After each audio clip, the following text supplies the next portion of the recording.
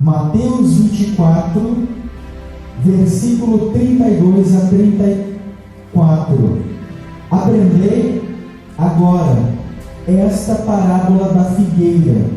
Quando já os seus ramos se renovam e brotam folhas, sabeis que está próximo o verão.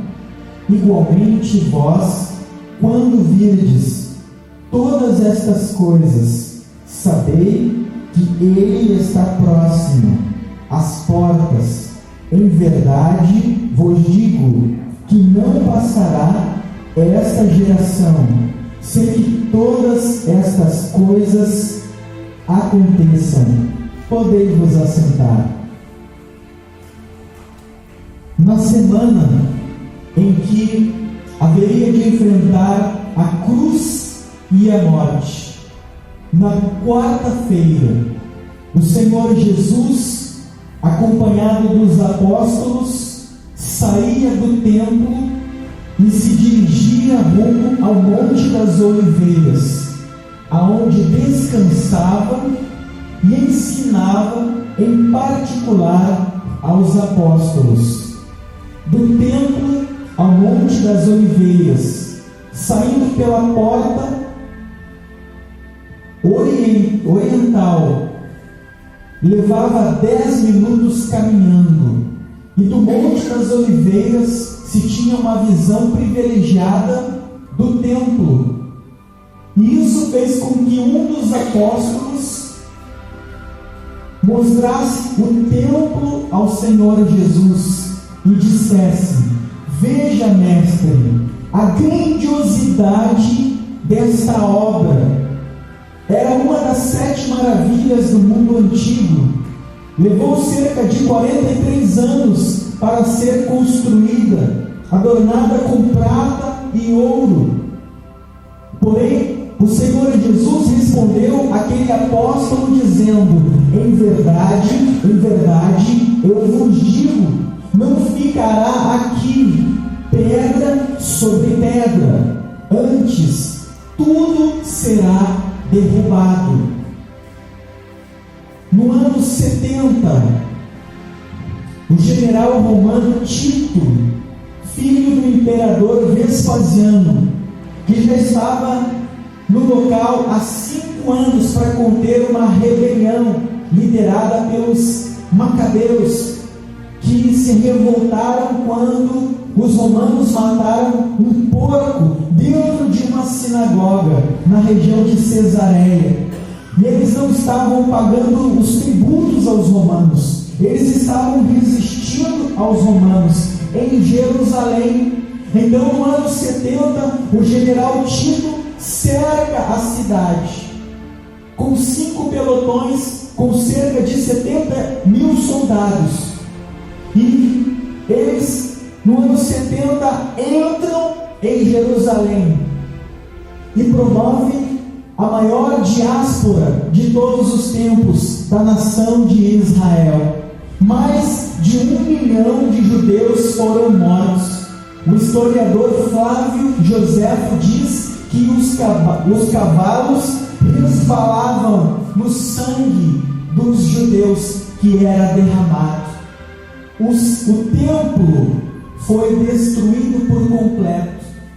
E para pegar o ouro que derreteu no meio das pedras, os romanos removeram pedra sobre pedra, cumprindo a palavra profética do Senhor Jesus. Porque quando o Senhor Jesus entrou em Jerusalém, na semana em que seria morto, ele disse: Jerusalém, Jerusalém, matas os profetas e apedrejas os que a ti são enviados. Por isso ficarás arrasada.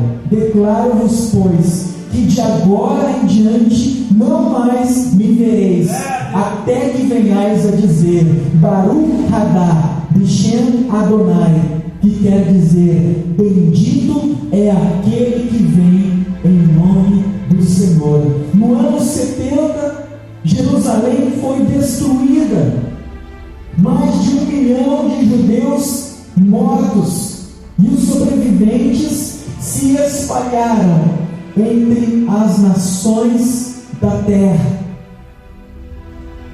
A figueira representa a nação de Israel. A partir do ano 70, quem olhava para a nação de Israel havia semelhante a uma figueira seca, sem vida, uma árvore que você olha e diz: acabou, chegou ao seu fim. Mas após a Segunda Grande Guerra Mundial, que foi de 1939 a 1945, as Nações Unidas se reuniram. Eles precisavam dar a Israel, aos judeus, uma terra, porque eles estavam sendo rejeitados pelas nações. Eles iam de navio até a Alemanha, os alemães os expulsaram. Eles iam até a Itália não os recebia, os Estados Unidos não os queria. Então eles se reuniram e disseram: precisamos resolver esse problema, precisamos dar a esse povo uma terra. Então eles colocaram em votação, e em 47 eles deram um território, 2% do território que os árabes ocupam. Havia no local cerca de 800 mil judeus, e no dia 14 de maio de 1948 foi votado se eles reconheceriam ou não Israel como uma nação, e a votação deu um empate, até que um chanceler brasileiro chamado Oswaldo Aranha, nascido em Alegrete, deu o voto de Minerva, e ele votou em favor da nação de Israel. Então, em um só dia, como disse o profeta, nascerá uma nação em um só dia. Aquilo que para o homem é impossível, para Deus é possível. Não passarão os céus e a terra, porém a palavra de Deus não passará sem que antes se cumpra. Deus abriu as sepulturas e trouxe os ossos secos de todas as nações e povos da terra. Israel foi reconhecida como nação com o voto de Oswaldo Aranha. Em 14 de maio de 1948, a figueira que representa Israel, que aos olhos de todos estava morta, renasceu. Então cerca de 5 milhões voltaram imediatamente. Eles renasceram a sua língua hebraica, os seus costumes e tradições.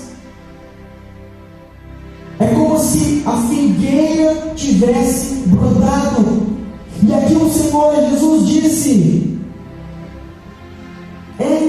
igualmente vós, quando virdes estas coisas, eu vos digo, não se passará essa geração sem que vocês vejam tudo acontecendo, o Filho do Homem voltando para governar os reinos e povos da terra.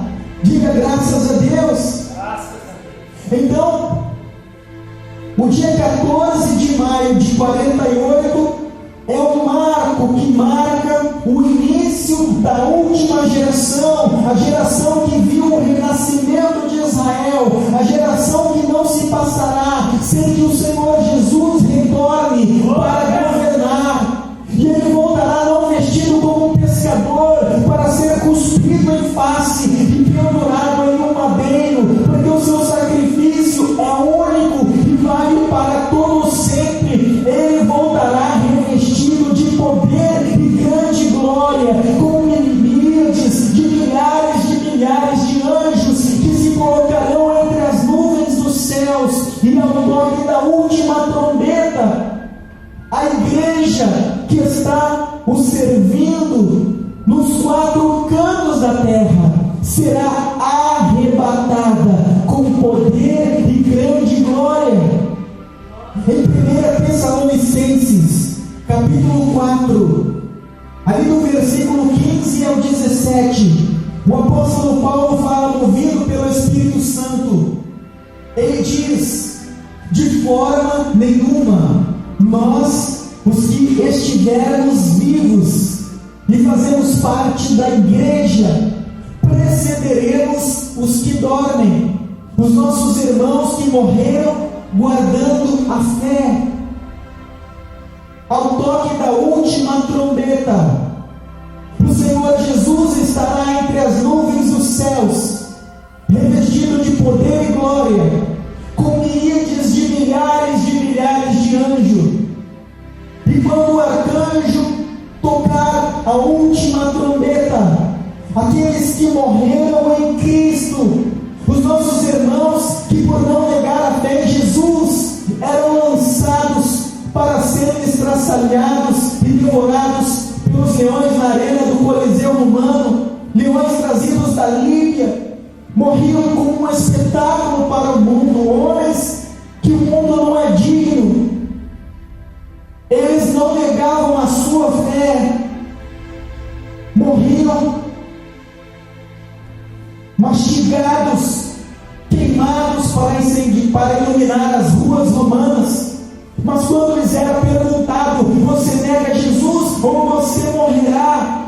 Eles davam a sua vida em testemunho à sua fé. E quando morria um, se convertia 20, porque eles sabiam que ninguém morreria por algo que não era real. Se eles estavam dando a sua vida, é porque realmente Jesus é o Filho de Deus que ressuscitou e dá a vida eterna. Então eles trocaram a vida aqui nesse mundo temporal pela coroa da glória. Esses irmãos, como Estevão, que pregou aos fariseus uma mensagem linda, e eles ficaram tão indignados que pegaram em pedras e o apedrejaram. E antes de expirar, a Bíblia diz que Estevão olhou aos céus e viu o Senhor Jesus. A Bíblia sempre diz que Jesus está sentado à destra de Deus, mas Estevão disse: eu vejo Jesus em pé à direita do trono de Deus o Pai. Porque quando Estevão estava morrendo, testificando da sua fé, o Senhor Jesus na glória se colocou em pé para receber a alma do seu servo, porque Salmos diz: preciosa é a morte dos servos aos olhos do Senhor. Esses irmãos, os irmãos que já partiram, talvez você tenha familiares, amigos que serviram ao Senhor e já não estão mais entre nós. Quando a última trombeta soar, esses irmãos que agora estão no paraíso, lembra quando Jesus estava na cruz no meio de dois malfeitores? Um zombava e dizia: se és o Filho de Deus, salva a ti e a nós. Porém o outro disse: cala-te, mesmo estando na mesma sentença de Deus, tens temor? Senhor, lembra-te de mim quando entrares no teu reino. Eu reconheço que tu és o Filho de Deus, eu reconheço que tu és o Messias. E o Senhor Jesus lhe diz: ainda hoje estarás comigo no paraíso. Aquele que morre na fé em Cristo, ao sair a alma do corpo, os anjos o levam para o paraíso. O paraíso antes de Cristo ficava no centro da terra, separado do Hades, do inferno, por um abismo. Mas quando Cristo ressuscitou, Ele tirou o paraíso de um lugar espiritual no centro da terra e o colocou no terceiro céu, debaixo do trono do Deus Todo-Poderoso.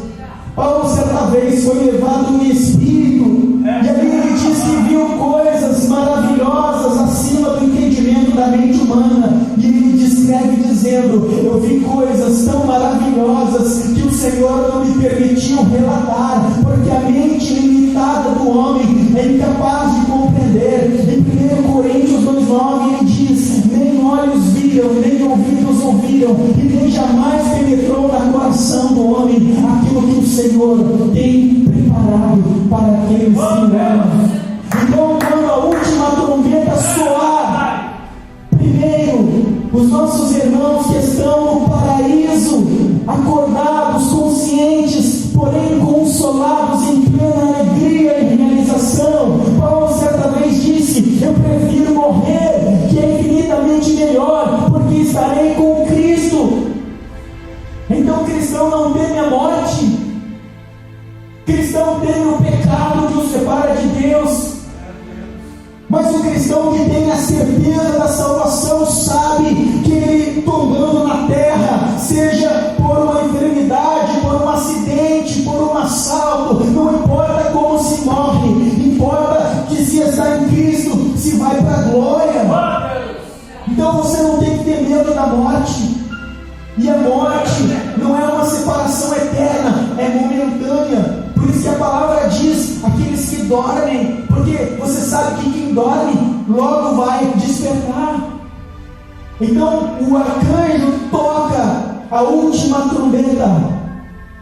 Os nossos irmãos que estão no paraíso ressuscitam em corpos glorificados, eternos e imortais, que jamais sofrerão o dano da segunda morte, e se encontram com Cristo entre as nuvens dos céus, milhares de irmãos que morreram em Cristo, junto dos anjos do Senhor, na presença do Salvador. E simultaneamente nós que estivermos vivos seremos levados a estar com eles também em corpos glorificados, eternos e imortais. Paulo diz ali em 1 Coríntios, capítulo 15, versículos 51 a 57. Eis que eu vos digo um mistério: nem todos morreremos, mas transformados seremos todos, em um momento, num abrir e fechar de olhos, ao ressoar da última trombeta. A trombeta soará, os mortos ressuscitarão incorruptíveis, e nós, os que estivermos vivos, seremos transformados, porque é necessário que aquilo que é mortal se revista da imortalidade, e aquilo que é corruptível se revista da incorruptibilidade. Então, quando o mortal se revestir da imortalidade e o corruptível se revestir da incorruptibilidade, se cumprirá a palavra que está escrita: vencida foi a morte pela vitória. Cadê, ó morte, a tua vitória? Cadê, ó morte, o teu poder de ferir? Graças damos a Deus que em Cristo cumpriu a lei e nos resgatou da maldição, nos dando a vida eterna. Então, a última trombeta toca. Os mortos em Cristo ressuscitam, encontram com Ele, e simultaneamente nós somos glorificados e arrebatados em um abrir e piscar de olhos. Em Mateus 24, a partir do 36, a palavra diz: estarão dois no moinho, será levado um e deixado o outro. Estarão dois na cama, um será levado e deixado o outro. Pessoas estarão dirigindo, trabalhando, dormindo e serão glorificadas. Hoje nós lutamos contra a natureza adâmica, contra o pecado. Você é de Deus, mas você tem duas naturezas. A natureza de quem aceitou Jesus. A diferença é que hoje nós temos a natureza de Deus, que nos dá condição de vencer a natureza adâmica, que antes nos governava e nos tornava escravos do pecado e réus eternos da ira de Deus. Agora nós podemos resistir, mas nós vivemos um processo de santificação que não é perfeito. Você está aqui se santificando, mas talvez no decorrer do dia você vai se irritar, dizer uma palavra indevida, ter um pensamento indevido, porque nós só seremos perfeitos à imagem de varão perfeito como Cristo, ao sermos glorificados. Quando a última trombeta tocar, num abrir e piscar de olhos, esse corpo sujeito ao pecado deixará de existir, e nós receberemos de um corpo glorificado, sem a natureza adâmica pecaminosa, um corpo incorruptível, que jamais vai pecar, que jamais vai sofrer o dano da segunda morte, que jamais vai adoecer ou ficar velho, debilitado, mas será plenamente santo, como santo é o Senhor Jesus. Não teremos limitações que hoje nós temos. Paulo disse acerca de Cristo: agora nós o vemos em partes e conhecemos como quem via através de um espelho, que antes era um latão, que não transmitia uma imagem clara e perfeita. E como Ele é, nós seremos como o Senhor Jesus, teremos um corpo semelhante ao corpo do Deus vivo. Uma vez o Senhor Jesus, após ressuscitar, Ele acompanhou 2 discípulos que iam a Emaús, caminhando pela estrada, tristes, e Jesus, como um estranho que não foi reconhecido, começou a andar com eles e os consolou através das Escrituras, dizendo que Cristo não precisava morrer, mas que Ele ressuscitaria. E quando eles estavam na casa dos discípulos em Emaús, eles colocaram a mesa e dentre os alimentos o pão, e eles disseram àquele estranho que estava com eles: faça a oração de agradecimento. E a Bíblia diz que o Senhor Jesus tomou o pão, levantou os céus, o partiu e deu graças a Deus o Pai. E naquele momento caíram escamas nos olhos daqueles 2 discípulos, que os impediu de ver, e eles perceberam que aquele homem que consolava os seus corações e os acompanhava não era um discípulo, não era um profeta, não era um líder dos fariseus ou um outro religioso, mas era o próprio Jesus, que havia ressuscitado e estava junto deles. E a partir desse momento a Bíblia diz que Jesus desapareceu, e no mesmo instante Ele se materializou em Jerusalém, 11 quilômetros de distância, aonde os discípulos estavam reunidos na casa de João Marcos, sobrinho de Barnabé, irmão de Maria. Eles estavam com medo dos judeus que os perseguiam e dos fariseus, e eles estavam ali de portas fechadas, orando, e de repente o Senhor Jesus entra, e Ele não bate a porta, Ele atravessa pela parede, e eles pensam que é um fantasma quando eles veem o Senhor Jesus glorificado. E Jesus, percebendo isso, diz: toquem, vejam que eu não sou um fantasma, não sou um espírito. O que vocês têm para comer? E comeu pão e peixe com eles, e eles se alegraram. Então o corpo que você vai ter não estará sujeito à velhice, à enfermidade, não estará sujeito às leis da física, vai poder tocar uma parede, também vai poder atravessar, não estará sujeito à gravidade, estaremos entre as nuvens dos céus e não vamos cair, porque é um corpo glorificado, algo que a natureza humana não explica, porque o nosso Deus é um Deus sobrenatural. Quem está entendendo? Então, nós iremos para o terceiro céu, para as bodas do Cordeiro. Mas antes de participarmos das bodas do Cordeiro, nós passaremos pelo tribunal de Cristo. O tribunal de Cristo não define salvação, porque quem está lá já está salvo. Jesus disse: aquele que crê em mim não será condenado, passou da morte para a vida. Romanos 8, 1 e 2 diz: agora, pois, já não há nenhuma condenação para aqueles que estão em Cristo Jesus, porque a lei do Espírito da vida em Cristo Jesus nos livrou da lei do pecado e da morte. Mas Paulo diz que nós seremos julgados pelas obras para recebermos o nosso galardão.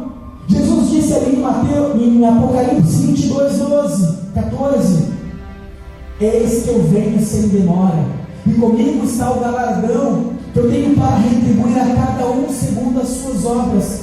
Antes das bodas, nós vamos passar pelo tribunal de Cristo.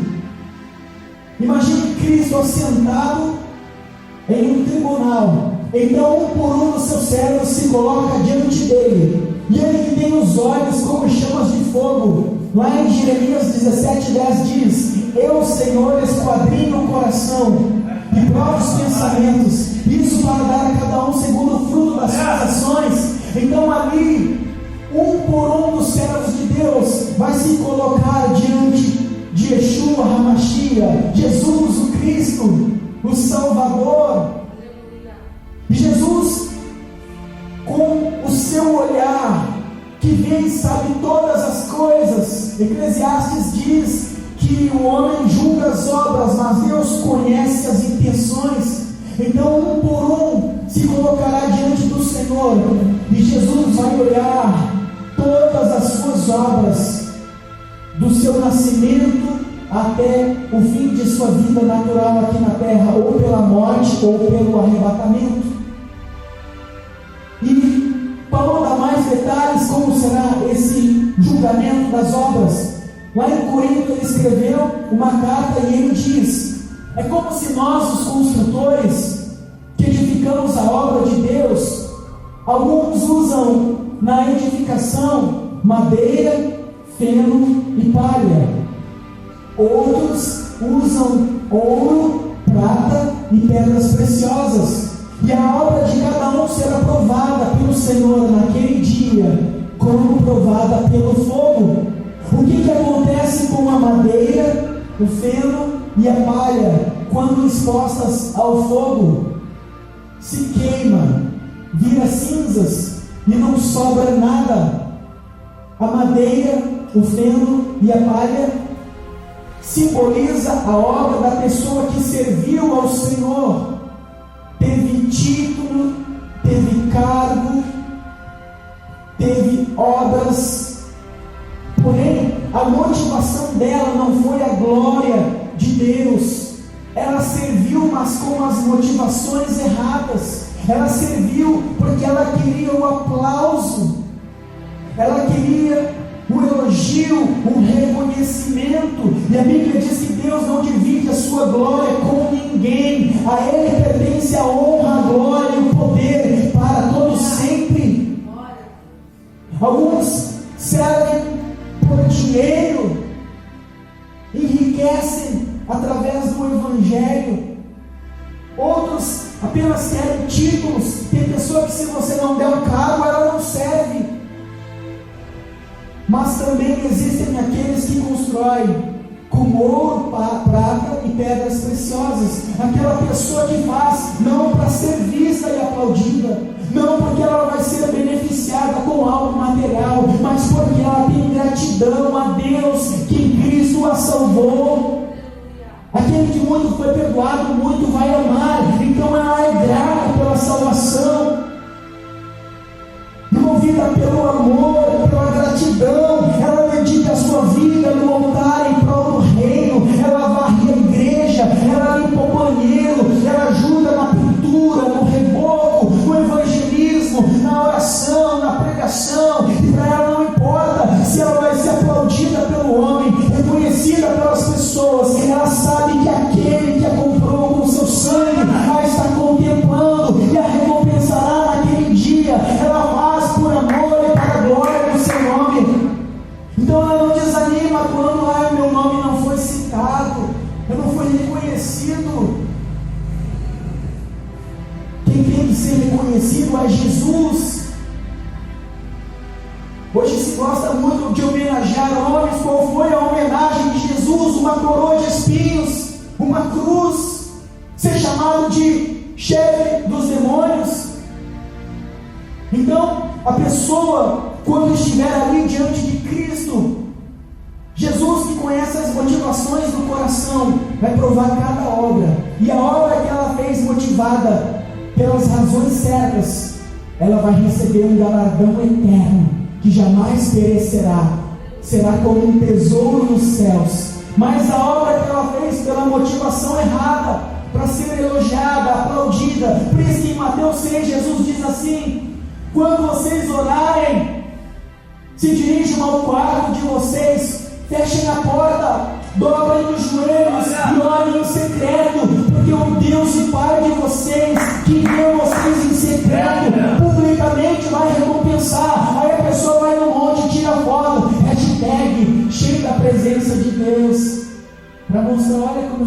espiritual, olha como eu oro. A pessoa vai lá dar uma caridade, diga X para fora, olha eu dando uma cesta básica para o faminto. Ela faz porque ela quer aparecer, ela faz porque ela quer ser vista. Isso faz parte da natureza, e é uma das coisas que eu peço para Deus. Deus, tira todo o orgulho, toda a vaidade, que eu não sirva ao Senhor para nem ser visto, aplaudido, reconhecido, mas porque o Senhor é digno, porque o Senhor me salvou. Eu estava perdido, eu estava condenado, e o Senhor morreu no meu lugar. Então, meu Pai, que eu viva para a tua glória. Dane-se se eu for reconhecido ou não, eu não quero reconhecimento, eu não preciso e não mereço. Quem tem que ser reconhecido é o Senhor Jesus. Jesus precisa ser reconhecido, exaltado, engrandecido. A Ele toda a honra, que Ele cresça e nós diminuamos. Por isso que Jesus falou: quando vocês jejuarem, não desfiguram o rosto como fazem os fariseus e os hipócritas. Faz cara de coitado. Está jejuando, irmão? Pois é, estamos aí na luta, estamos jejuando, porque em verdade eu vos digo que já recebestes o vosso galardão. Tu, porém, quando jejuar, lava o teu rosto, sorri, para que as pessoas não percebam que você está jejuando, e o teu Deus que te vê em secreto, publicamente te recompensará. Quando você der esmola, não toque trombeta, para que os homens vejam e aplaudam. Ó, grande homem de Deus, glórias a você, não. Mas faz em secreto, não saiba a tua mão direita e faz a esquerda, porque o teu Deus é quem te recompensará. Então, naquele dia, cada um que serviu ao Senhor terá suas obras provadas. Alguns o galardão vai se queimar em partes, outros vão ter grandes galardões, outros menores, mas serão salvos. Está dando para entender até aqui? Depois nós sentaremos em uma grande mesa. Certa vez o Senhor Jesus disse aos judeus que se orgulhavam de ser descendentes de Abraão: eu vos digo que dessas pedras Deus pode suscitar descendentes de Abraão. Muitos virão do Oriente e do Ocidente, muitos virão lá do Distrito Santa Maria, Assembleia de Deus, e tomarão assento no reino dos céus com Abraão, Isaque e Jacó, ao passo que muitos aqui da casa de Israel serão lançados fora nas trevas exteriores, aonde há choro e ranger de dentes. Nos assentaremos em uma mesa, em corpos glorificados, com o fruto do Espírito na plenitude, paz, alegria, domínio próprio, mansidão, felicidade plena. Como hoje só temos pequenos deslumbres, e comeremos como o Senhor. Lembra na última ceia, Jesus olha para os 12 e diz para os 11, porque Judas já o tinha deixado: em verdade eu vos digo que não mais bebereis vinho convosco, não mais bebereis o suco da videira convosco, até que eu esteja com vocês no reino dos céus. Na grande ceia. Então nós estaremos ali por 7 anos, nas bodas do Cordeiro. E o que acontecerá aqui na terra quando a igreja for arrebatada? Se levantará um líder político mundial, chamado nas escrituras de muitos nomes e títulos. Um deles é o Anticristo, o homem da iniquidade, o filho da perdição, e ele vai se revelar ao mundo, firmando um acordo de paz entre Israel e muitas nações inimigas de Israel. Será um acordo de paz de 7 anos. Está descrito em Daniel capítulo 9, versículo 26. Ele firmará um acordo com muitos de uma semana. São uma semana de anos, 7 anos. Mas na metade da semana ele quebrará o acordo e terá guerra até o final. Então o anticristo ele vai surgir em um momento de crise, de rumores de guerra, principalmente de Israel com nações inimigas. Eu não tenho tempo para me aprofundar muito nesses assuntos, mas Israel briga principalmente por causa do Monte Moriá, o monte do templo, chamado de Al-Sharif. Ali tem 2 mesquitas. Uma delas é o Domo da Rocha, é sagrado aos muçulmanos. Eles acreditam que o profeta Maomé, principal líder deles, ascendeu ao paraíso a partir daquele local. E é ali que, no período da grande tribulação, os judeus irão reconstruir o terceiro templo, porque o Senhor Jesus disse que será no templo que o anticristo vai profanar e estabelecer a abominação da desolação. Então o templo precisa estar de pé novamente, e eles já estão com tudo pronto para a reconstrução deste terceiro templo.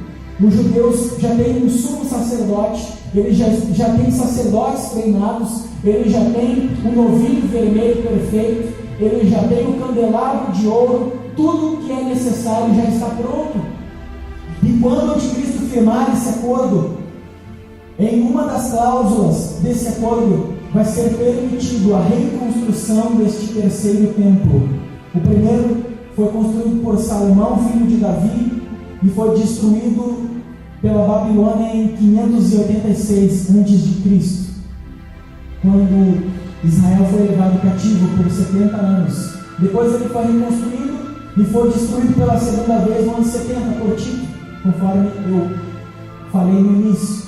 E ele será reconstruído e profanado na metade dos 7 anos de governo do anticristo, quando ele vai entrar no templo e se proclamar Deus, ou representante do único Deus. E ali ele vai começar a perseguir e matar todos aqueles que rejeitarem receber na testa ou na mão direita a marca ou o nome do Deus a quem ele serve. O texto original diz o Deus das fortalezas, que seria o Deus da jihad. No meu entendimento, eu acredito que o anticristo, ele será levantado como um líder islâmico. Quem é que mata cristãos?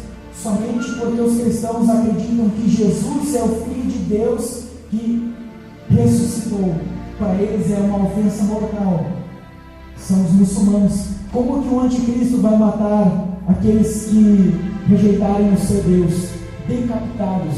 Quem é que mata pessoas decapitadas por conta da fé? Os muçulmanos. Então, na metade dos 7 anos de governo do anticristo, para o final, vai ter início a grande tribulação, porque os primeiros 3 anos e meio será o período do cavaleiro e do cavalo branco, a falsa paz. Mas Paulo disse: quando disserem paz e segurança, eis que lhes sobrevirá repentina guerra, e de forma alguma escaparão. Então, o governo do anticristo vai durar 7 anos, vai ter início com a assinatura do acordo de paz que o anticristo vai firmar entre Israel e seus inimigos, no qual vai ser permitido a reconstrução do terceiro templo, e Israel vai ser reconhecido como nação pelas nações árabes, coisa que eles não reconhecem até hoje. Donald Trump fez Israel assinar acordos com algumas nações árabes, a Arábia Saudita, lembra quais as outras? Foi a Arábia Saudita, Bahrein, e teve uma outra nação. São indícios que está próximo esse acordo. Vocês estão conseguindo entender? Ele está muito enrolado. E enquanto aqui na terra as pessoas que não foram arrebatadas estiverem sofrendo, Jesus disse acerca desse período de 7 anos, lá em Mateus 24, 21, ele disse: nunca houve, nem jamais haverá tempo de tamanha aflição como será neste período. E se este tempo não tivesse sido encurtado, nem mesmo os eleitos se salvariam, porque nesse tempo Deus vai se reconciliar com Israel, e muitos gentios não judeus também alcançarão a salvação. Mas hoje, para que você seja salvo, você confessa o nome de Jesus. Mas na grande tribulação, após o arrebatamento da igreja, para você ser salvo, para você professar a fé, vai custar a tua vida. Milhares de pessoas serão mortas, decapitadas por conta da sua fé. Vão tombar na terra, mas herdar os céus. Ali em Apocalipse capítulo 7, João, após ser levado pelo Espírito ao dia do Senhor, ele estava diante do trono de Deus, e havia uma grande multidão, milhões de pessoas com vestes brancas, de todas as nações, tribos e línguas, que cantavam e diziam: glórias a Deus e ao Cordeiro, que foi morto e ressuscitou, e com o seu sangue comprou para si homens de todas as nações, tribos e línguas, e os fez para si reis e sacerdotes. Então, o ancião que estava com João mostra algumas pessoas que estavam chegando e se unindo àqueles que ali já estavam, que também vestiam vestes brancas. E João diz, o ancião diz para João: sabe quem são essas pessoas e de onde elas vêm? E João diz: não sei, mas tu sabes. Então o ancião diz: estes são aqueles que estão vindo da grande tribulação, lavaram as suas vestes no sangue do Cordeiro, venceram pelo sangue de Jesus e pelo testemunho da sua palavra, não negaram a sua fé, tombaram decapitados lá na terra, mas estão aqui porque herdaram a vida eterna. Então vai ter salvação após o arrebatamento. Só que não vai bastar a pessoa dizer: eu creio em Jesus, porque vai haver perseguição e a sentença para aqueles que rejeitarem o anticristo e ao seu Deus vai ser morte por decapitação. Hoje as pessoas negam Jesus por um prazer. Será que elas vão ter coragem